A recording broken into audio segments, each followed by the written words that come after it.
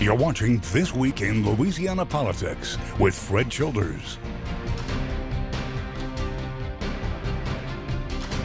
Good Sunday morning to you. I'm Fred Childers. Thanks for joining us for This Week in Louisiana Politics on your local election headquarters. Well, Governor John Bel Edwards applauds an effort to fix a loophole that kept Louisiana flood victims from getting much-needed aid. The Disaster Recovery Reform Act passed the U.S. Senate on Wednesday and headed to the president's desk for a signature. Louisiana Senator Bill Cassidy introduced the legislation to help Louisianans impacted during the 2016 flood. Here's how. If those victims qualified for a small business administration loan, they were not able to apply for a Restore Louisiana Recovery Grant. The new legislation fixes that. And Governor Edwards says now state funds are freed up. You're going to see us move forward very quickly with the Restore program to make sure that those homeowners are receiving the community development block grant funding under that program that they have been denied thus far. It should happen very, very quickly. We're still going to need the president to do two things. He's going to have to sign the bill, and then he's going to have to sign the waiver. Senator John Kennedy, also from Louisiana, voted in favor of the measure, saying it will greatly help those school districts that flooded during the 2016 floods. Well, you might have been surprised Wednesday afternoon after getting an unexpected alert on your phone. The wireless emergency alert was tested at 118 on millions of cell phones nationwide. The emergency alert system allows the president to address the country during a national emergency. Many people say since we live in an area prone to natural disaster, this is a good step forward. Any measure to only further help people be aware and be prepared to take caution, to evacuate. Seems like FEMA and the government are taking more and more steps to communicate what people need to do to stay safe. Users cannot opt out of receiving those alerts. Days after President Trump brokered a deal with Canadian trade partners, Louisiana's top farming official says his state will reap some benefits. Capitol correspondent Harrison Golden unpacks Louisiana's place in what could be the largest North American trade deal in a quarter century. After months of uncertainty over the future of trade between the U.S. and Canada, an agreement that President Trump heralds as a campaign promise, and one that Mexico's president calls a win-win-win. Louisiana's agriculture chief agrees. So this is very good because what farmers need, what businesses need is certainty. We need to have this resolved behind us, and I do expect we're going to see a great deal of growth and trade amongst these nations. Commissioner Mike Strain says the revamp of the 24-year-old North American Free Trade Agreement includes fairness, with Canada opening itself to American dairy, and automakers required to make some 40% of a vehicle in countries where workers make at least $16 an hour. We put those parameters in place so that we protect, save, and grow jobs in both countries.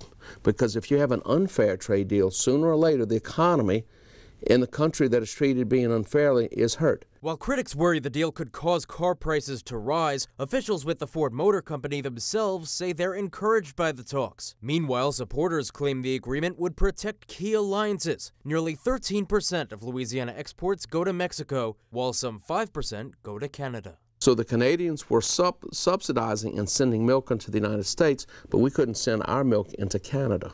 Very unfair situation. And that's been one of the major sticking points, and I do applaud Donald Trump. The president hopes to sign the deal by late November, though whether Congress this election season will sign off on it before the new year remains a question. For your local election headquarters, I'm Harrison Golden. And despite this week's deal, White House officials say U.S. tariffs will remain on Canadian steel and aluminum imports. Well, if you haven't registered to vote yet, beware. Scammers are wasting no time now that the deadline to register is just around the corner. Our Ticia Mazinga has warning signs to look for. I think it can happen to anybody. Tonight, the latest fraud alert. Secretary of State Kyle Ardoin says it's not common, but it's possible, and they're out there to get you. I wanted to get word out as quickly as possible to the people of Louisiana to protect themselves. The midterm election is a month away, which means you could get a call from scammers. Ardoin says if they ask you for personal information to get you to register to vote, hang up the phone. This is just more of a scam to try to get people's personal identifying information and use that to steal their identity. Louisiana residents aren't allowed to register to vote or request an absentee ballot by phone because it's illegal. President Donald Trump has said voter fraud was a problem during the 2016 election, but a report done by the Brennan Center for Justice says most reported incidents of voter fraud are traceable, and those caused by scammers rarely happen. I got one report today out of Lafayette, but we were alerted to this situation yesterday by the Department of Homeland Security and our National Association of Secretaries of State. For your local election headquarters, I'm Ticia Muzinga. And we'll talk more to Secretary of State Kyle Ardoin later on right here in the studio, so stay tuned for that. Tuesday is the deadline to register by mail or in person in time for the November 6th election. Louisiana residents can register online through October 16th.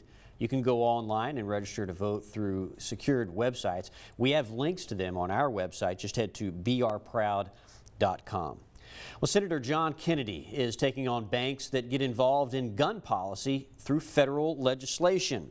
The No Red and Blue Banks Act was introduced to the Senate Committee on Banking. Kennedy's proposed legislation would prohibit the feds from offering contracts to banks not doing business with clients who sell certain types of guns. Kennedy says it's designed to prevent the violation of your Second Amendment rights. And Senator Kennedy is a member of the Senate Judiciary Committee. If that sounds familiar, that's because the panel was the focus of a lot of national news coverage last week. Brett Kavanaugh, facing sexual assault allegations, went before that committee for his confirmation. You'll hear from Senator Kennedy next. This is your local election headquarters. Welcome back. Well, a day before the full U.S. Senate was scheduled to vote on the confirmation of Brett Kavanaugh for the U.S. Supreme Court, senators were given that supplemental FBI report to view. It was part of an agreement that allowed investigators to revisit the allegations of sexual misconduct on the part of Kavanaugh. Moments after viewing the FBI report, Senator John Kennedy from Louisiana, announcing that he was still a yes vote, held a quickly organized conference call with reporters where he made an opening statement, then took questions. We got the first question. Take a look. The FBI supplemental report has been submitted. We received it last night. Today at 10 o'clock Eastern Time, we had a briefing from our staff. Our staff had already read the report. I have since the briefing, I went back and have been reading the report myself. The FBI reached out to 10 witnesses. 9 agreed to talk with the FBI. 5 witnesses with respect to the allegations by Dr. Ford. 4 with respect to the allegations by Ms. Ramirez. There's absolutely no corroboration of Ms. Ramirez's allegations or Dr. Ford's allegations, including but not limited to by the witnesses identified both by Ms. Ramirez and Dr. Ford. We're going to proceed to a cloture vote tomorrow at some point, which is, of course, a vote to end debate. After that, 30 hours have to run for additional debate time, and then we will vote at some point Saturday. I wish you could see the FBI report. I understand it's not going to be released. The FBI report, as it has been explained to us, belongs to the executive branch, and there has been an agreement between and among the White House, the Senate Judiciary Committee, the ranking member and our chairman, and Attorney General Sessions, that the White House will loan us the report for our eyes only. We can't take, there's one single copy of the report. We can't take it out of the room. We have to go, it's a secure facility here in the basement of the Capitol where we have to go and read it. I understand why they're doing it that way. FBI background investigations are not generally made public for reasons of privacy. I wish this one could be. There are things in there that I think would make it even clearer that, in my opinion anyway, that politics has been involved in this. The report is very thorough.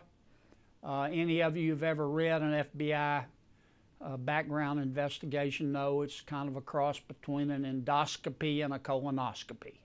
It's very, very thorough.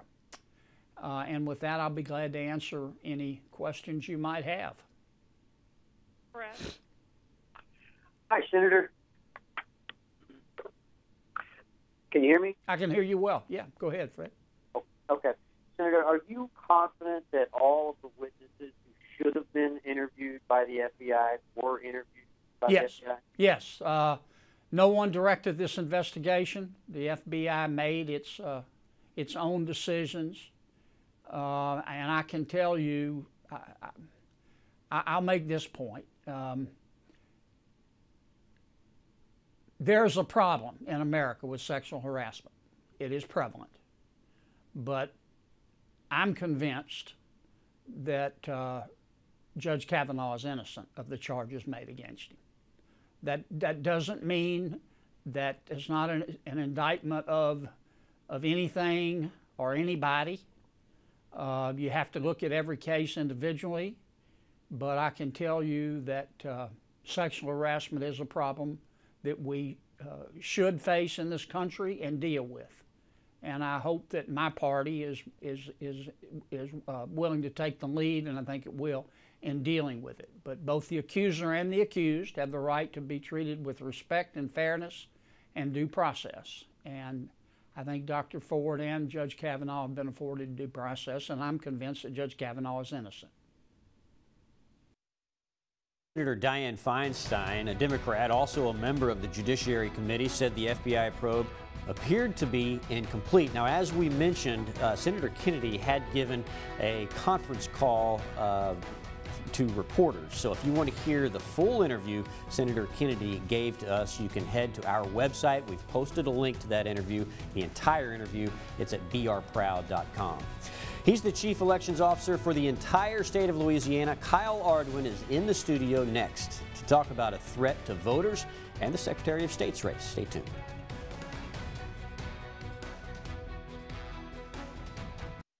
This is your local election headquarters. Welcome back to This Week in Louisiana Politics. I'm joined by Secretary of State Kyle Ardoin. Thanks for coming on the show. Thanks, Fred, for having me. I appreciate it. We're going to talk about a couple of things. First, we want to talk about this warning that you put out last week about scammers. As Secretary of State, you're the chief officer for all elections. Yes. So this concerns you, I'm sure. We've heard that there are people out there who are targeting voters who are registering to vote. Tell me a little bit about that. Well, what it is it's a telephone scam to try to steal people's personal identifying information, but they hide it in the form of trying to register people to vote over the phone, or if they're already registered, to get them an absentee ballot. And we all know that that's illegal in the state of Louisiana in order to try to register that way or get an absentee ballot that way. The only way to do that is in person or online through application process. So that's the big tip-off there. If you get a phone call saying, hey, I can register you to vote, you can't do that in Louisiana anyway. Exactly, and they're just trying to get your social security number and other identifying information so that they can steal your identity. Now, I know when you sent out the warning, you said that there had been no complaints in Louisiana. These were other states. Has that changed? Yeah, that changed yesterday. I got one complaint out of Lafayette, so we're investigating and looking into that. Mississippi has had some, so I was very worried that it would move over into Louisiana pretty quickly. And that was a warranted concern, apparently. Absolutely. Do you expect more? I do, unfortunately, but hopefully we got out in front of this quickly enough that people are warned all around the state. And I really appreciate you all and other media outlets picking it up so quickly and running with it. Absolutely. We're happy to warn the voters. So we're going to switch gears a little bit. You're going to step into your candidate role because you are also a candidate for the office that you hold right now. That's correct. Recently, you, under the guise of the Secretary of State, you sent out a letter to voters enrolled in the absentee by mail program. 65 and older, yes. Okay, now you caught a little flack from some of your opponents for that. In fact, I'll read you something from A.G. Crow, who is a candidate for the same office. He said, "We can't have fair elections when the chief elections officer overtly campaigns using state funds to promote his name and title. His use of his franking privilege, which is the U.S. mail service you get, is nothing more than a poorly veiled attempt to get his name before voters." What's your reaction to that? Well, first of all, we don't have franking privileges for the Secretary of State's office. Okay. But second of all, that just tells me that AG and the others who have complained don't really understand what this job is about. This job is about informing people of their rights, making sure that they're able to cast a ballot securely, safely, and without coercion. And I think I've been proven right. That letter was perfectly timed dealing with this scam, because this is the 65 and older age group is probably the most susceptible to this. They'll open a letter. I couldn't get to them through social media. They'll get these phone calls, and then they'll already know that they can report this and where to report it, and they've got the number to report it. You know, it's just, it's frustrating to me, I should say, for them to come out like this and attack me when I'm doing my job. They attack me because I don't do it good enough, or they attack me because I'm doing it too well. You know, it's interesting. We were talking before we started. The Secretary of State's race is usually not that contentious or controversial, but this one is shaping up to be a little more contentious. Why do you think that is? Well, because they're trying to play politics with this office. And the fact of this matter is, I love this job. This job is made for me. I've been doing it for 8 years as first assistant and now as Secretary of State. It's not about politics. It's about giving people the right to register to vote legally, about giving people the right to exercise their vote legally and securely. And the fact of the matter is, they just really don't understand today's world that we're living in with elections. I'm working diligently with the FBI, with the Department of Homeland Security, with the National Guard. Cybersecurity is a tremendous issue, and this is part of that. And they just don't understand it. Yeah. All right. Well, we appreciate you coming on the show. Fred, I appreciate the opportunity. Yeah, you bet. Secretary of State Kyle Ardoin, thank you very much. Thank you. Stay with us. We'll be right back. This is your local election headquarters. Welcome back. Well, This Week in Louisiana Politics is all about giving you a preview of what you can expect in the coming week. Taking a look at the schedule this week, on Monday, the Press Club of Baton Rouge will hold a forum for the candidates vying to be the next Secretary of State. The event starts at noon. Thank you for joining us for This Week in Louisiana Politics. I'm Fred Childers. I'll see you next Sunday right here on your local election headquarters.